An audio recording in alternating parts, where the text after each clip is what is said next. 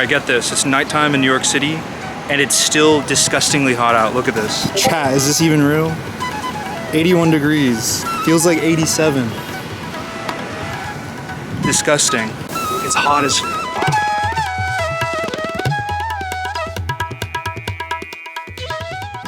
In today's video, we will be talking about how one can dress during the summer. It's quite simple.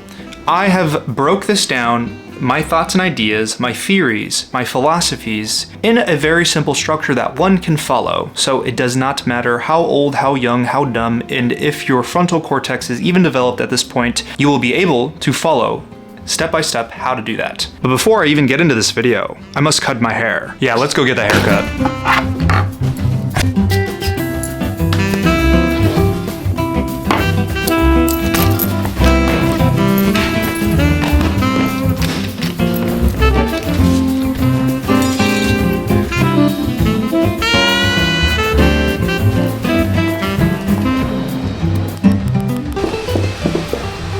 And we are back from my haircut. It looks the same.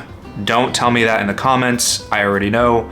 But let's move on to the negatives of summer. It sucks, period. And now a word from today's sponsor, which is HelloFresh, aka America's #1 meal kit. Now, one could say I'm a big fan of eating, and thanks to the help of HelloFresh, I get fresh ingredients delivered straight to my doorstep for me to cook and eat. Each box comes fully customizable to fit your preferences and includes pre-portioned out ingredients, so you only pay for what you need. With 50+ dinner options and even more market items that suits any person's healthy lifestyle, you have so much to choose from. And for someone who lives decently far away from a grocery store, it's very convenient to try out new recipes without having to leave my chair and get them, which means I can continue to stay in my room and not go outside. So the only thing that I'm getting up to do is cooking my meals, which today I got to cook this creamy mushroom and chicken meal, which turned out really great. And if you want to support the channel, click the link in my description or use my QR code FASHIONSEP10 and you'll get 10 free meals plus free breakfast for life. And remember, 1 breakfast item per box while subscription is active if you're in the US. But if you're outside the US, local discounts will apply. And last but not least, thanks to HelloFresh for sponsoring this video and this meal.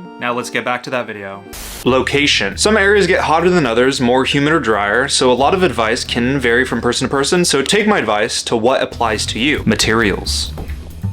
Now, a lot of people don't know this. People always think, oh, you just gotta wear cotton during the summer or just wear something that's light, a light material. But do you know about fabrics is the question. Cotton is one of the biggest things that a lot of people wear during the summer, but there are other better, more breathable materials like linen. I am wearing a linen shirt right now, actually. Linen is the biggest contributor to not allowing you to sweat too much because being sweaty is the worst thing that you can possibly ask for, especially during the summer. And if it's really humid, you want things that are breathable that allow airflow through the clothing. Linen is durable, sturdy, and highly breathable, but I recommend going for more natural fibers rather than things that are synthetic or plastic. Now I do want to touch on rayon and tencel. Rayon is a semi-synthetic material because it does go through a chemical process while in production. It is made from sources like cellulose from trees. Now to add to tencel, tencel is also a semi-natural material. Now it does go through a chemical process, but the production uses a lot less toxic chemicals. But those two materials I would prefer over polyester any day of the week. Nonetheless, polyester sucks, but why? Microplastics. It takes a long time to degrade. It takes a lot of energy resources to actually create and use. It's horrible for the environment. And endocrine disruptors. I like to stick to natural fibers just because they're better, but there are polyblends like polyblends with linens, and you can see that with outlier pieces, for example. And that's not necessarily bad, but it's also not necessarily good, so proceed with caution. I'm a natural kind of guy, you know, I don't like taking very plasticky stuff, but believe me or not, I have Issey Miyake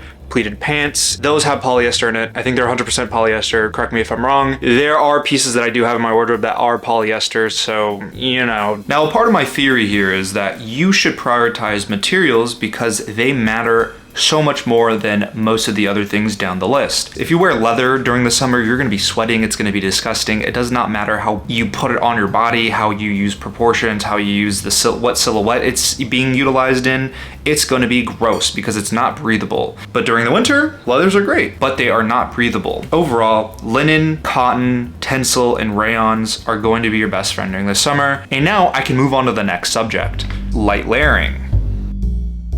Never heard of it? Well, I'll explain it. First, our base layer would be a tank top, then on top would be linen button down over it, light layering. Another example, our button down is gonna be our base layer, vest over it, light layering. You still don't get it? Here's another example. Linen pants, that's our base layer, wrap skirt over it, light layering. Another example, pants is gonna be our base layer, then a skirt over it, light layering. Very simple, very easy, anyone can do it. Your mom can do it, your dad can do it, your grandfather can do it. There are base layers and secondary items that go over those base layers, and to me, a base layer is something that you visually can see. So in theory, if someone has a button down, but they have a tank top underneath, you can't see it visually, then you only have a base layer.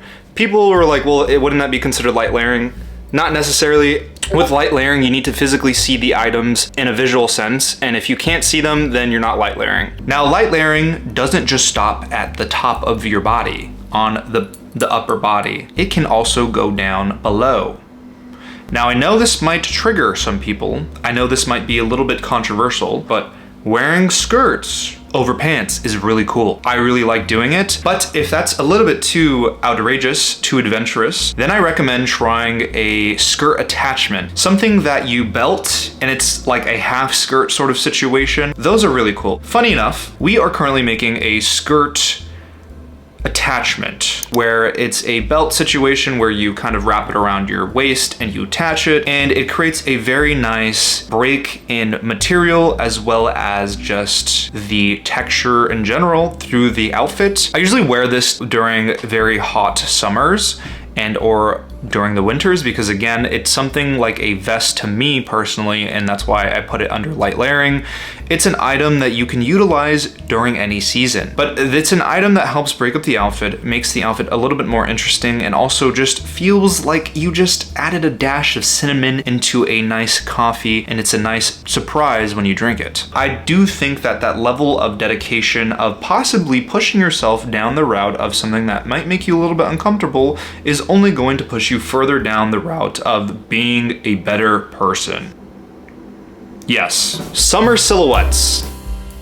We have regular fit, oversized / wide fit, and last but not least, drapey or flowy, whatever you'd like to call it. In short, you want airy, flowy silhouettes that allow air to travel up the garment's openings. On another note, regular fit openings aren't very wide in cuts and aren't as accessible to the wind as other cuts, so be wary utilizing this silhouette during the summer. You never want to wear items that don't have breathable fabric like mentioned in the materials section of this video, because if you wear items that create closed spaces, you will create cutoff points where air can't consensually enter and cool your body. You'll be creating a swampy area that traps in the heat and you'll be sweating loads. So what do I mean by closed spaces? Well, here's a good example. It can be the pants that create that shoe to pant interaction where it's fully absorbing the shoe, in other words, eating the shoe, thus creating a sealed section where wind can access it or go through the pants in a sense, because like it's absorbing the shoe, so the wind can't go through. Yeah, pretty easy explanation there. Now, this doesn't apply if you're wearing linen pants because again, breathable materials allow air to travel through your fabric, thus hitting your legs and not needing an opening to enter. Basically, it just goes through fabric, creating that natural air-conditioned airflow. Different materials have different types of weaves that create almost a barrier, so very little airflow can go through, and that's where we have the essence of some fabrics not being so breathable and creating more of a enclosed space that traps your body heat and keeps you warm. But during the summer, we do not want that. We want air to pass through the fabric so we can cool down. You want air to completely assault your body, or you want the air to go through your body consensually and fill up. I don't even know what that's so bad. And I think the biggest thing that you can do is if you get a fan and if the fan goes to their material and you're wearing it, then it's a good summer piece. Or for pants, if you wear a pair of pants and the material doesn't allow any airflow to go through and you can't feel anything, maybe leave those pants at home and try something different. Zummer proportions. This step doesn't necessarily matter during summer, it's more of a visual harmony thing for people. Sure, if you wear cropped items, this can help with the air circulation and such, but again, it's all up to the user. Zummer proportions is just an aesthetic eye thing. It's something to visually look at and you're like, wow, that looks super cool, but are you comfortable? Is a question. So 3/4 rule, 1/2 rule, 1/3 rule. Buzzwords, buzzwords, buzzwords. I would like you to think of proportions as the line cutting the body into parts. You can visually create highlights on the body with how you decide to present them. If you want to appear taller, emphasize the legs with a higher waisted pant and a more cropped shirt. Now, if you want to look shorter, then wear a long shirt that passes the zipper and boom, you're visually shorter, even if you're 6'2" like me. It doesn't necessarily matter. I think the only thing that matters is if the ratios are off, then you're off, right? So if there's like 10 dudes and 1 girl at a party, the ratio's off. It's kind of weird, right? That's the same thing that I want you to think about when it comes to clothing and the way you dress. If the ratio's off, you're weird. Next up on that list, we got accessories. Hats are based, rings and necklaces, based, wallet chains, based. Backpacks are good for the back. Sunglasses can be pretentious, so be wary when you wear them. I know if I wore sunglasses, I would look really pretentious and very much a stereotype that I don't want to be represented, so I don't wear sunglasses. I just wear my regular glasses to see, as I'm wearing now. Shoulder bags are cool. Just make sure you're switching from shoulder to shoulder throughout the day. Accessories. Are they slept on? Not really. Everyone wears accessories. Bags, necklaces, rings, whatever. It creates a differentiation throughout the outfit, so you're not looking like everybody else. The one thing that I've been liking a lot of the times here in the city is when my hair is not doing the thing or it's not in its flow state, I like to wear hats. And one of the biggest hats that I own is this like military cap that I've been wearing around a lot. And it's pretty much a game changer. It kind of shades me from the sun when you're walking around. It also creates a cooler style. I have a really giant head, so it's hard for me to find hats that actually fit my head. I've been personally wearing military hats and or paperboy hats. They fit my ginormous head, and they provide shade and they create more depth in my outfits, and they very much work with the style that I have currently. I also do think that people that wear military hats with vintage or true vintage, whatever you wear, I think they look really cool. I think they're an easy thing to get into because who wants to wear baseball caps? Those can be quite boring. Sometimes they can look cool in outfits, but I personally think that the more vintage military caps and paperboy hats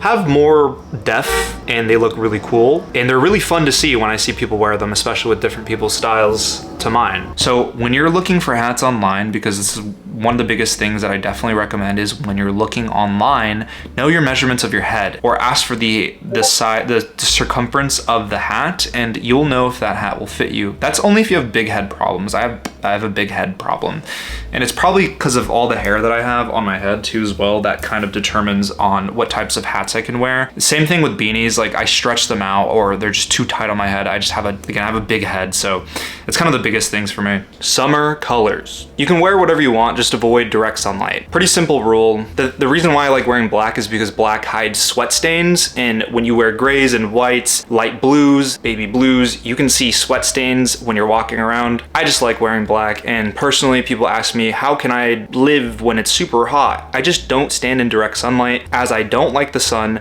because it burns me, makes me very swampy, sweaty, and sticky. So I try to stay in the shade as much as possible, and I think most people would do that inherently because it is summer. No one stands in the sun for long periods of time unless you're trying to tan and or if you're naked.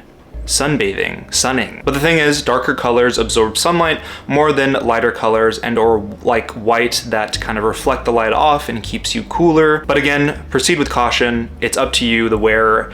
If you choose to wear color during the summer or if you choose to wear darker colors, just be wary. And I think everyone should try and avoid direct sunlight nonetheless. But to wrap this all up, let's talk about shoes really quickly. There's not much to talk about, but you can wear your boots, you can wear your shoes, your sneakers, your running shoes, flip-flops with no socks or socks. It don't matter. You can go barefoot for all I care. Shoes don't really matter too much. It just depends on how you regulate your sweat. But if you sweat through your feet, you might just want to wear sneakers or things that are breathable. Leather boots aren't going to be your best friend during the summer, but I wear leather boots. And usually with leather boots, I wear dry fit socks and or linen socks. Those tend to be the best types of socks to wear during the summer, especially if you get sweaty in the feet. Me, not so much, but you know, it helps out a lot. Well, that pretty much wraps up this video. So this is the conclusion to the other conclusion. We're done. I pretty much got the entirety of what I needed to say for how to dress during the summer, and I hope you use my tips. If there are any other tips that you have or any recommendations to the girls and boys in the comment section, leave them down below and help your fellow people down in the comment section below. So yeah, leave some comments. Now this is the part of the video where I insert the vlogs of the summer. So let's go. Today we are gonna go pick up the samples. The linen cotton versions, and like I was saying, we're gonna pick up samples today, the final sample pieces, and I also have all this shit to deliver and drop off at USPS at And I'm carrying 10 bags and I'm miserable. 89 degrees right now. We gotta walk around the garment district in that heat with this giant bag. Going to the USPS on the M now, currently. The heat was beating my ass, but we made it in nice air conditioning place.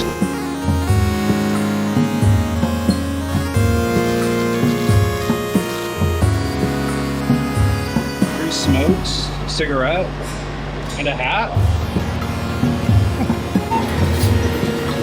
We are here at the manufacturer after coming from USPS. Pattern Maker K. Let's see the samples. Completely exhausted. Gonna go get coffee. Got the samples though. About to go home. We did a lot of revisions on the other shirt that we're gonna produce at some point, and now we're gonna go into this coffee shop. So let's get it. Thoughts on the cookie? It's really good. The linen version's really nice on. The pleats work really well, and it's like a very true black. Very astonished with the material just in general, and I am wearing linen pants with it, and it really matches pretty well with it, but I really do like the linen version variant a lot better. I'm gonna wear the cotton version right now and see how that looks on camera, and yeah, and then we can go home. The cotton variant is really nice, but I do think what I wore it with isn't necessarily the vibe just because of how smooth it is. I'm wearing linen pants. I will get a different shot with me wearing something that I think would match better, but I don't think with the material breakdown that I have currently works well, but we'll see when I go back home and get some other pictures of it. But there's a fire truck coming. This might be a cool shot. Today we are going to commune. Fashion. We are here at the, where are we? We're at the commune opening. We're at the stereotype opening. Walking stereotype.